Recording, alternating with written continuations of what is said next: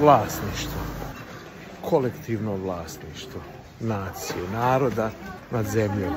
Zašto bi mi morali da imamo i dijelimo neke zajedničke osobine, zajedničku kulturu, boju kože, da smo neki rod, da smo neki narod, da smo neka rodovska zajednica, da bi posjedovali zemlju? Zašto bi mi morali ispunjavati ikakav preduslov kulturološki, neku superstrukturu, neku nadgradnju kulturnu ili duhovnu, zajedničku, da bi onda zajednički posjedovali zemlju?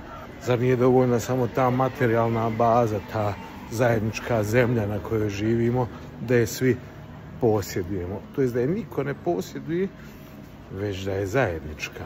I to je isto pitanje commonsa. Neizostavno mi imamo i dijelimo mnogo toga zajedničkog. A to je recimo da živimo na istoj zemlji, na istoj planeti. Znači ona pripada svima, ona nam je zajednička. Ne treba ništa dalje i više od toga. Ništa dalje iznad zemlje. Uopšte ne trebamo imati. Dovoljna je zemlja. Ona je zajednička. I odozdo iz te zemlje sve ostalo je zajedničko.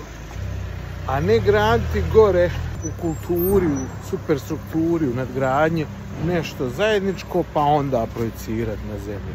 E sad, ako vi niste ovi, ako niste oni, ne možete vi tu, jer ovo je naše, a ono je vaše i tako dalje.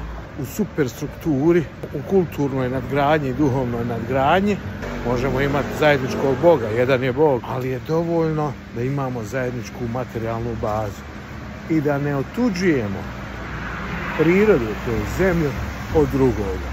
Svi resursi su u prirodi, sve dolazi iz prirode. Ako to otuđiš, to je onda otuđenje sredstva za proizvodnju. Tako da sam i po tome komunista. Po tome što mislim da planeta Zemlja, da priroda pripada svima podjednako. Svima koji su trenutno živi na ovoj planeti. A ponajviše onima koji se još nisu ni rodili. Da bi posjedovali zemlju, ne moramo imati zajedničko porijeklo.